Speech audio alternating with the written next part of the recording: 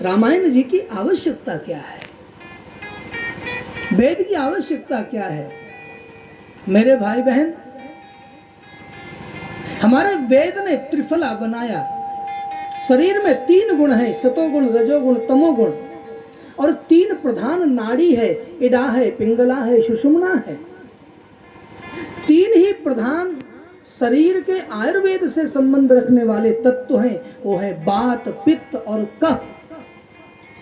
और इन 3 को नियंत्रण करने के लिए हमारे आयुर्वेद ने 3 वृक्ष बनाए, ब्रह्मा ने 3 पेड़ बनाए, आंवला, बहेड़ा और हरड़, और तीनों को मिलाया तो त्रिफला चूर्ण बना।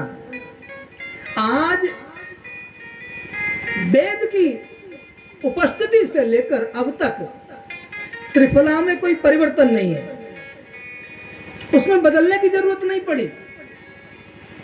और आज जो जिस विज्ञान को हम बहुत आगे मान रहे हैं, ये विज्ञान रोज बदल जाता है। ये विज्ञान कहता है आज ये मेडिसिन लेना, कल कहता नहीं नहीं नहीं नहीं वो तुम गलत ले रहे थे, इसको बंद करके ये शुरू कर दो। कुछ वर्षों में आज फिर कह देता नहीं नहीं नहीं नहीं इसमें और संशोधन कर लिए गए हैं, अपडेट कर लिया गया है, उसको बदल दिया गया है। अब तक हम ना शुगर की गलत दवा खा रहे थे, अब एक काम करो जामुन की गुठली ही ठीक है। अनादिकाल से आयुर्वेद ने कहा जामुन की गुठली खाइए। आप जानते ना हमारे प्रथम पूज्य देवता कौन है? प्रथम पूज्य देवता कौन? गणेश जी। यार इतना तो बोलो स्वामी जी, बोलो ना यार गणेश जी, जोर से बोलो गणेश जी। गणेश महाराज की जय हो। गणेश जी, तो गणेश जी हमारे प्रथम देवता। आपको पता है गणेश लड्डू बहुत खाते थे। हाँ, बहुत लड्डू खाए तो पेट बड़ा हो गया, शुगर हो गई। हाँ, अब गणेश जी को शुगर हो गई तो करे क्या? तो हमारे उस समय के धन्वंतरी अश्विनी कुमार जो देवताओं के वैद्य थे, उन्होंने कहा आप जम्बू फल खाइए। गजाननम, तीसरा दो, गजाननम भूत गणादि सेवितम। और शुगर हो गई थी इसलिए कपित्थ जम्बू फल चारु भक्षणम। कैथे का फल, कैथा समझते ना, खट्टा खट्टा होता है, गोल अमरूद जितना बड़ा होता है, कैथे यहाँ होता होगा है ना, उसको कपित्थ कहते हैं। तो गणेश जी को कैथे का फल खिलाया गया और कहा जम्बू फल, ये जामुन पके पके गिर रहे हैं, इन्हीं को खाइए तो क्या होगा? बोले शुगर अपने आप बैलेंस रहेगी। बोलो जय श्री कृष्ण।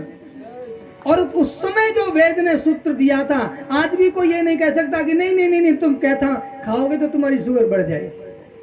कपित्थ जम्बू फल चारु भक्षणम उमासुतम शोक विनाशकारकम नमामि विघ्नेश्वर पाद पंकजम। तो मेरे भाई बहन, आयुर्वेद वेद है इसलिए अपौरुषेय है, और जो अपौरुषेय है माने किसी पुरुष ने नहीं बनाया, वो अबदल है, जैसा था जैसा है वैसा ही रहेगा। हरड़, बहेड़ा और आंवला ये ब्रह्मा विष्णु महेश हैं। अब ये ब्रह्मा विष्णु महेश हैं तो इनकी 3 पत्नियां भी होंगी। तो 3 पत्नियां कौन हैं? काली मिर्च, अदरक माने सौंठ, और पीपल, पीपल जो काली पीपल आती है, यही इनकी पत्नियां हैं। बिल्कुल हमारा आयुर्वेद विज्ञान वृक्षों में भी देवत्व की कल्पना करके हमें औषध रूप दे गया, आज तक उसको कोई फेर फार नहीं कर सकता। और ये जो विज्ञान आज हम उठा ले रहे हैं, हमने जब पंखा बनाया था, विज्ञान में पंखा बनकर आया तो लोग खुश हो गए, बोले ये तो अद्भुत आविष्कार है। फिर पंखा के बाद पानी वाला पंखा आया, कूलर आया, तो लोग बोले अरे ये तो उससे भी आगे का है। फिर एयर कंडीशन आया तो बोले अरे इससे उससे भी आगे का है। अब क्या आया? अब ऐसी गोली आ गई कि खाओ तो 3-4 घंटे ठंडे ठंडे बने रहो। बोलो श्री राम जय राम। लेकिन कुछ समय बाद विज्ञान कहेगा ये टेबलेट ठीक नहीं थी, ये एसी की हवा ठीक नहीं। अभी आपने देखा ना कोरोना चला तो लोगों ने कहा एसी में मत रहना, एसी वाले ज्यादा मर रहे। श्री राम जय राम। हमारे बुजुर्गों ने कहा एसी में मत रहना भैया, गर्मी आवे तो पसीना निकलने देना, ठंड में जो ज्यादा गरिष्ठ खा करके, पकवान खा करके हम इकट्ठा कर लेते हैं, गर्मी में भगवान पिघला करके वो सारे दुर्गुण बाहर निकाल देते हैं। मेरे भाई बहन, जितनी प्रकृति भारत में सुंदर है, ये 6 ऋतुएं दुनिया के किसी देश में नहीं आती। कोई देश ठंड से मर रहा है तो ठंड ही से मर रहा है, मरे जा रहे हैं, -20 डिग्री रहता है पारा, वो ठंड से दुखी है। कोई देश गर्मी से दुखी है तो इतनी गर्मी है कि महाराज पता ही नहीं चलता। हम भारतवासी हैं, यहाँ बार बार हर 2-4 महीने में ऋतु बदल जाती है। यहाँ ग्रीष्म है, शरद है, शिशिर है, बसंत है, हेमंत है। हाँ, ये ऋतु किसको सुलभ, हर 2 महीने पर यहाँ आनंद अलग आने लगता है, नवीनीकरण हो जाता है, प्रकृति स्वरूप बदलती है। ये अंग्रेजी संस्कृति कहती कि चलो 31 दिसंबर आया, हैप्पी न्यू ईयर। हमारे भी पढ़े लिखे बच्चे लिखने लग रहे हो, काहे का हैप्पी न्यू ईयर? तुम्हारा हैप्पी न्यू ईयर तो चैत्र के महीने में आता है, जब वनस्पति फूल खिल जाते हैं। आप जमीन पर देखिए, जहाँ तक छोटे छोटे घास के पौधे भी पुष्पित हो जाते हैं। प्रकृति अपना नवीनीकरण, नया वर्ष मनाए, वो नूतन वर्ष है, वो तो भारत जानता है। जिस समय भारत स्वतंत्र हुआ ना, उस समय भारत का रुपया और अंग्रेज का रुपया बराबर ही था। ये तो धीरे धीरे हम पिछड़ते हम लुटे कितना है, जो आया है सो सब लूटता गया। और ऐसे नहीं लूटा, उसने हमें पहले तोड़ा, हमारे टुकड़े किए, हमें जाति में बांटा, फिर हमें ऊंच नीच में बांटा। ये लोग तो दोष धरते हैं कि नहीं ये मनुवादी मान्यताएं, मनु ने ऐसा किया। अरे मनु सबका बाप है, मनु को तुम वाद कह ही नहीं सकते। मनु वाद नहीं होता है, मनु बाप होता है, और बाप बदला नहीं जाता। मनुष्य का बाप है मनु। मनुस्मृति में ये कहीं नहीं लिखा कि नहीं ये छोटा है कि ये बड़ा है। इस शरीर के अंगों की कल्पना की गई।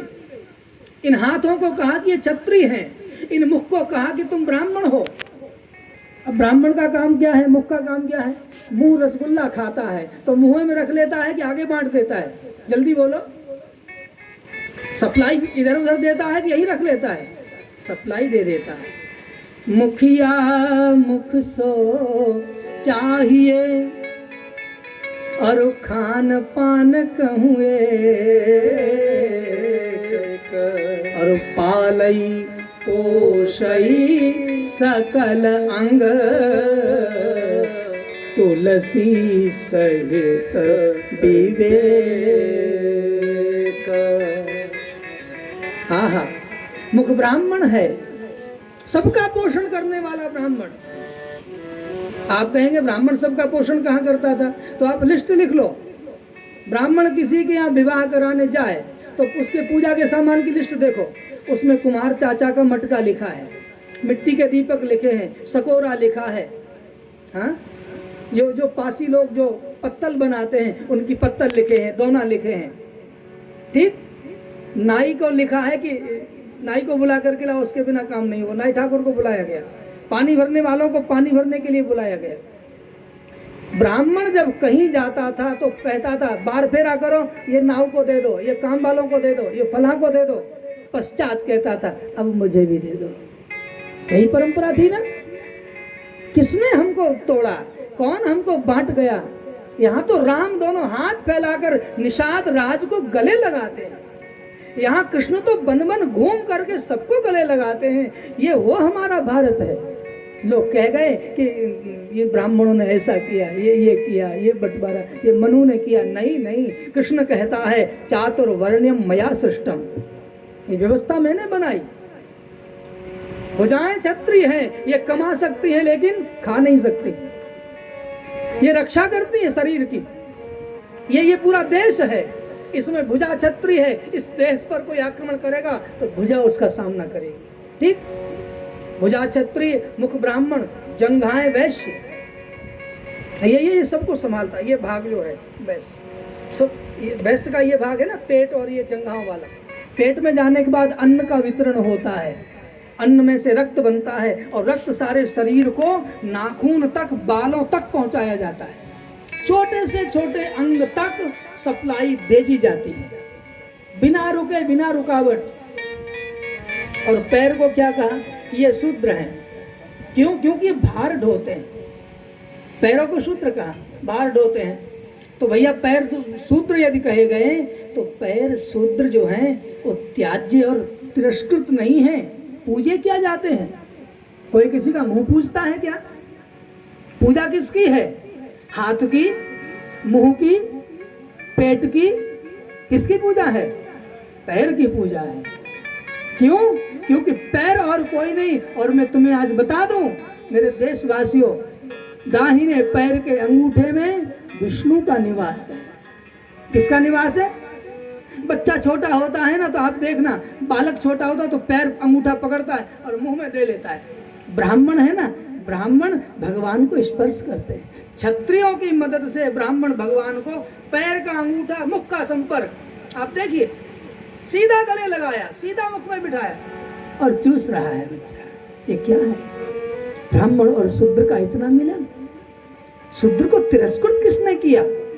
ये जो समाज बांटने के लिए लोग तैयार हुए कि किसी को छोटा कहा, किसी को ये कहा, किसी को ये कहा, और हमारे भोले भाले लोग बहक जाते हैं। कोई आर्मी बनाता है, कोई कुछ करता है, नकली नाम रख लेते हैं। और आरक्षण के नाम पर बड़े धोखे किए गए। आरक्षण तो हर गरीब को मिलना चाहिए, हर गरीब को मिलना चाहिए। उसमें जातीयता कहाँ से आ जाती है? कोई गरीब है, ब्राह्मण गरीब है तो वो गरीब है, क्षत्रिय गरीब है तो वो गरीब है। गरीब में जाति कैसे घुस गई? गरीब कोई जाति हो ही नहीं सकती थी, गरीब तो गरीब ही है।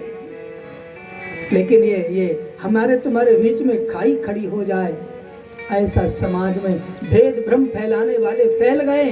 और हम बहक क्यों गए? क्योंकि हमने रामकृष्ण को नहीं समझा था, हमने रामायण नहीं पढ़ी थी, हमने गीता नहीं पढ़ी थी, हमने साधु का संग नहीं किया था। इसीलिए पंडित के पर्चे में बजाजी का कपड़ा लिखा होता है, फल वाले के फल लिखे होते हैं, दोना वाले के दोना लिखे होते हैं, कुम्हार का मटका लिखा होता है, क्या सामान नहीं होता, लकड़ी वाले का पटा लिखा होता है। हर कर्मचारी समाज का पंडित के पर्चे में अपने अपने भाग की रोजी कमाता है। मिठाई वाले की मिठाई मैं भूला जा रहा हूं तो हाँ, स्वीट भंडार वाला कहेगा कि मेरे यहाँ से कुछ नहीं लिया, हम लिखते हैं 1 किलो पेड़े लेकर के आना। क्या है ये? एक बात बताऊं, अब आज मुझे समय मिल गया है तो मैं थोड़ा मुक्त हो रहा हूं।